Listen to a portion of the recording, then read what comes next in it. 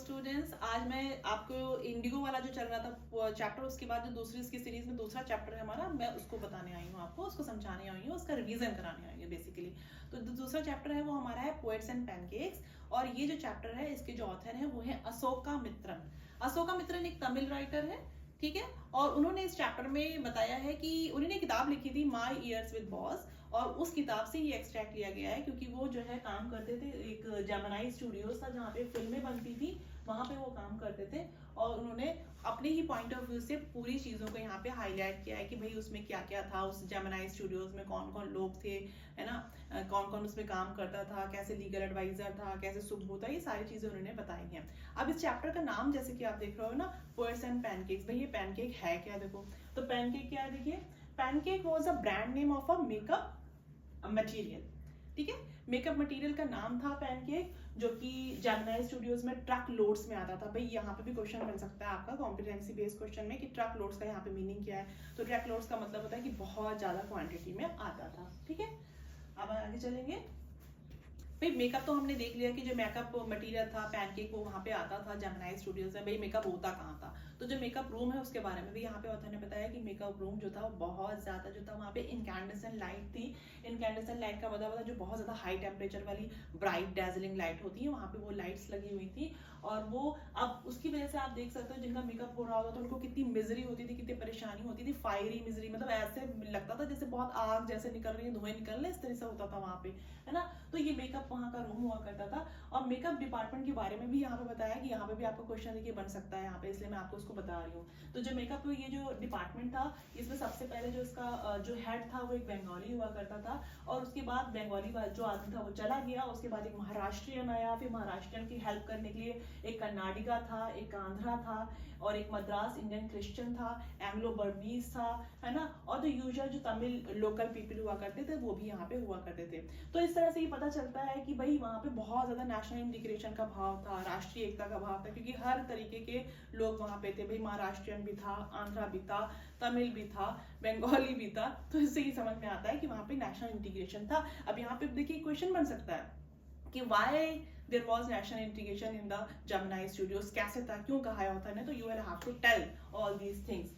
अब आगे देखेंगे हम यहाँ पे।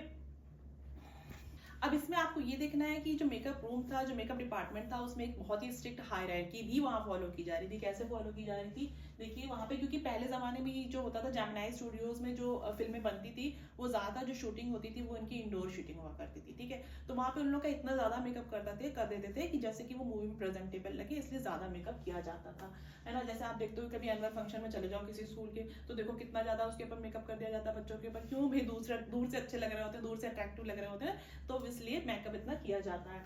फिर आगे देखेंगे कि भाई जो चीफ मेकअप मैन था उसका मेकअप करता था चीफ एक्टर, चीफ एक्टर्स का मेकअप करता था, चीफ एक्ट्रेसेस का करता था, उनको अगली बनाता था, एक सरकास्म वे में लिखती है।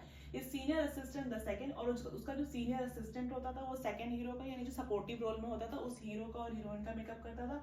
और जो जूनियर असिस्टेंट होता था वो मेन कॉमेडियन का मेकअप करता था, है ना। और वो जो क्राउड का रोल प्ले करते थे उसकी जो जिम्मेदारी होती थी वो ऑफिस बॉय की होती थी। भाई वो वाज द ऑफिस बॉय, यहाँ पे भी क्वेश्चन बन सकता है। ऑफिस बॉय, उसका नाम तो था office boy, but actually he was in his 40s, 42 and 40s के आसपास उसकी उम्र थी, लेकिन फिर भी उसको ऑफिस बॉय कहा जाता था। और वो किसका मेकअप करता था, वो भीड़ का जो रोल प्ले करते थे, क्राउड का जो रोल प्ले करते थे, उनका वो मेकअप करता था। यहाँ पे आगे ऑथर ने फिर ये बताया कि भाई वो काम करता था, उसका काम क्या वहाँ पे होता था। तो वो ये बताता है कि भाई वहाँ पे मैं क्यूबिकल में रहता था उन दिनों में, और मैं वहाँ पे क्या करता था, मैं न्यूज़पेपर की जो कटिंग होती थी उनको मैं फाड़ता था, है ना, उसका फाड़ता था। दिन भर मैं दिन में रात में, मतलब मैं हमेशा यही काम किया करता था। और जो ज्यादातर लोग थे वो ये सोचते थे कि मैं कुछ भी नहीं कर रहा हूँ, ठीक, उनको ऐसा लगता था। और जो हमारे बॉस थे वो भी शायद ऐसा ही सोचते थे कि मैं कुछ काम नहीं कर रहा हूँ, है ना। तो किसी किसी को ये भी लगता था कि भाई मैं कोई काम नहीं कर रहा, तो मुझे कुछ काम देना चाहिए। तो मेरे क्यूबिकल में आ जाते थे और बहुत बड़े बड़े लेक्चर देते थे कि तुम कर क्या रहे हो, तुमको ये करना चाहिए, तुमको वो करना चाहिए, कुछ ऐसा बोलने लगते थे। अब इसमें आगे इस चैप्टर में हम देखेंगे सुब्बू। सुब्बू जो है वो एक बहुत ही इंपॉर्टेंट कैरेक्टर है इस चैप्टर में। सुब्बू नंबर 2 कहलाता था जेमिनी स्टूडियोज में। सुब्बू एक ब्राह्मण था। सुब्बू बहुत ज्यादा टैलेंटेड था। उसका जो टैलेंट है वो इस पार्ट में बताया गया है। भाई वो कैसे टैलेंटेड था, ये भी क्वेश्चन अक्सर आ सकता है। उसका कैरेक्टर स्केच भी आ जाता है सुब्बू का। तो सुब्बू के बारे में हमें थोड़ा और से पढ़ने की जरूरत है।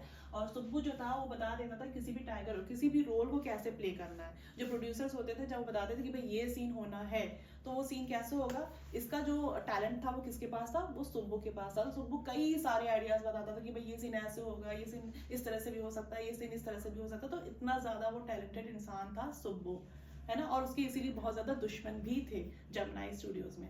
सुब्बू के बाद हम देखेंगे एक बहुत ही इंपॉर्टेंट कैरेक्टर है इस चैप्टर में, वो है लीगल एडवाइजर, है ना। वो जो लॉयर था वो, उसके बारे में बहुत ज्यादा सरकास्टिक चीज है इसमें, बहुत ज्यादा ह्यूमरस चीज है। और वो ये है कि भाई सुब्बू जो था वो स्टोरी डिपार्टमेंट में आता था। स्टोरी डिपार्टमेंट जो था उसमें लॉयर थे, उसमें कई सारे पोएट्स थे, कई राइटर्स थे, है ना। और वो जो लॉयर था वो ऑफिशियली उसको लीगल एडवाइजर कहा जाता था। और but everybody refer to him as opposite. This question can be asked why he was referred to as opposite. लोग उसको कहते थे नहीं ये लीगल एडवाइजर नहीं है, ये उसका उल्टा है। भाई क्यों उल्टा है? लीगल एडवाइजर का मतलब होता है किसी को एडवाइस करना, लीगली एडवाइस करना। लेकिन वो क्या करने वाला था, उसने क्या किया था, ये आपने इस चैप्टर में पढ़ रखा होगा। एक एक्ट्रेस थी जो कि गांव साइड से आई थी, उसके सारे उसने जो उसकी पूरा जो करियर था वो स्पॉइल कर दिया था। उसने क्या किया था, उसने कुछ ऐसा बोल दिया था, है ना। तो जो उसने रिकॉर्ड कर लिया था और वो जो रिकॉर्डिंग थी उसने सबके सामने प्ले कर दी थी। तो मतलब उस लेडी का, उस लड़की का जो कैरेक्टर, जो वो था, जो उसका करियर था वो शुरू होने से पहले ही खत्म कर दिया था। इसीलिए उसको लोग कहते थे कि भाई he is the opposite of legal adviser. इसके बाद इस चैप्टर में आप देखोगे मॉरल रिआर्मामेंट आर्मी आती है। मॉरल रिआर्मामेंट आर्मी में कई देशों के लोग आते हैं। वो डिफरेंट डिफरेंट कलर्स के होते हैं, डिफरेंट डिफरेंट पर्सनैलिटीज के, डिफरेंट हाइट के होते हैं। तो जैसा लगता है कि भाई सर्कस करने वाले लोग आ गए, कुछ ऐसा लुक उनका लगता है। और फिर वो जो मॉरल रिआर्मामेंट आर्मी आती है तो वो कुछ प्ले को भी वहाँ पे शो करते हैं। अपने जो प्ले है वो उनका ऑर्गेनाइज करते हैं और स्टेज वगैरह उसके लिए अरेंज होता है। ये सारी चीज़ें वो थोड़ा आपको देखना पड़ेगा। और इसके बाद जो इंपॉर्टेंट चीज़ इसमें है वो ये है कि मॉरल रिआर्मामेंट के आर्मी के बाद एक ऑथर वहाँ पे आता है। सब लोग उसके लिए अटकलें लगाते हैं कि कौन आने वाला है। कोई कहता है भाई पोएट है, कोई कहता है कि एडिटर है। वो एक सस्पेंस बन के रह जाता है कि वहाँ पे आया कौन था जेमिनी स्टूडियोज में, जिसके लिए इतना ज्यादा वेलकम कर रहे थे। वहाँ के जो बॉस थे मिस्टर एस एस वासन थे, वो उसका इतना वेलकम कर रहे थे। और फिर वो उसका स्पीच बोलते हैं और उसकी स्पीच में पोएट्री के बारे में कुछ होता है। पोएट्री जो एक पोएट जो होता है वो पोएट्री को लिखता है, उसकी क्या क्या प्रॉब्लम्स होती हैं उसके बारे में उसने वहाँ पे लिखा हुआ है। तो एक सस्पेंस बन के रह जाता है कि वो आदमी आखिर कौन था जो आया था जेमिनी स्टूडियोज में। तो जेमिनी स्टूडियोज में आने वाला बंदा था कौन, ये पता चलता है हमको लास्ट सेक्शन में, जब हम देखते हैं कम्युनिज्म के बारे में भी हम इसमें पढ़ेंगे। कम्युनिस्ट लोग कैसे थे, क्या था, ये पूरा बताया है इसमें। फिर आप लास्ट में देखोगे कि एक किताब जो है वो ऑथर को मिलती है। उसके बाद चैप्टर का जो लास्ट सेक्शन है वो थोड़ा सा ध्यान देने वाला है। उस चैप्टर की जो लास्ट सेक्शन है उसमें बताता है, ऑथर ये बताता है, अशोका मित्तल बताता है कि कई सालों के बाद जब मैं जेमिनी स्टूडियो में काम नहीं करता था, मैं वहां से जा चुका था, तो मुझे कोई भी चीज़ जो होती थी वो बहुत ही रिड्यूस रेट में मिलती थी, तो मुझे बहुत ज़्यादा मेरा ध्यान अट्रैक्ट करती थी। तो मैंने क्या किया, मुझे एक 50 पैसे में किताब मिल रही थी, फुटपाथ पे पड़ी हुई थी। फुटपाथ पे जो किताबों के ढेर लगे हुए थे वहाँ मिल रही थी। तो मैंने क्या किया, मैंने उस किताब को उठा के देखा, मैंने किताबें देखी, तो उसमें मुझे एक किताब दिखी जिसका नाम था द गॉड दैट फेल्ड। इस किताब का नाम था, मतलब वो भगवान जो फेल हो गया। ठीक, 6 eminent men of letters in 6 separate essays describe their journeys into communism। अब इसमें क्या था, 6 जो थे वो बहुत बड़े बड़े विद्वान, मैन ऑफ लेटर्स, ऑथर्स थे। और उन्होंने क्या किया था, 6 अलग अलग एसेज लिखे थे और उसमें उन्होंने इसमें डिस्क्राइब किया था कि भाई उन्होंने क्या किया था। उन्होंने कम्युनिज्म में यात्रा की, जर्नी की, उसमें वो गए और उसके बाद वो बिल्कुल भ्रम से मुक्त हो गए, उसके बाद बिल्कुल डिसइल्यूजन हो गए और वहां से वो वापस आ गए। यानी उन्होंने पहले कम्युनिज्म में बिलीव किया, उसमें फेथ किया, उसके बाद उनका जो ध्यान था, उनका जो एक ट्रस्ट था, जो फेथ था, उससे हट गया। फिर उसके बाद वो वहां से वापस आ गए थे। और उन ऑथर के नाम जब उसने देखे तो उसने देखा कि कई ऑथर्स के उसमें नाम है, तभी उसका ध्यान गया उस ऑथर के नाम पे जिसका नाम था स्टीफन स्पेंडर, है ना। अब सडनली क्या हुआ, तो जैसे उसने स्टीफन स्पेंडर का नाम देखा तो वो बिल्कुल शॉक्ड हो गया। अब ये स्टीफन स्पेंडर कौन था? स्टीफन स्पेंडर वही पोएट था जो जेमिनी स्टूडियोज में आया था, जो कि एक राज था कि भाई आने वाला कौन आदमी है। तो ये वही पोएट था। जब उसने उसका नाम देखा कि स्टीफन स्पेंडर, ये तो वही पोएट है जो हमारे स्टूडियोज में आया था। अब ये जो था वो एक मिस्ट्री बिल्कुल भी नहीं रह गई थी कि जो जेमिनी स्टूडियो में आने वाला स्टीफन स्पेंडर था वो एक कोई राज नहीं था। वो बिल्कुल भी राज वाली बात नहीं रह गई थी, क्योंकि जो जेमिनी स्टूडियोज के जो बॉस थे उनका स्टीफन की पोएट्री से कुछ लेना देना में भी ना हो, लेकिन उसके गॉड दैट फेल्ड से था, यानी उसके कम्युनिज्म वाली विचारधारा से था कि वो कम्युनिज्म में बिलीव करता था और उसके बाद वहां से वो लौट के आ गया था। ठीक है, थैंक यू, आई होप कि आपको समझ में आया होगा।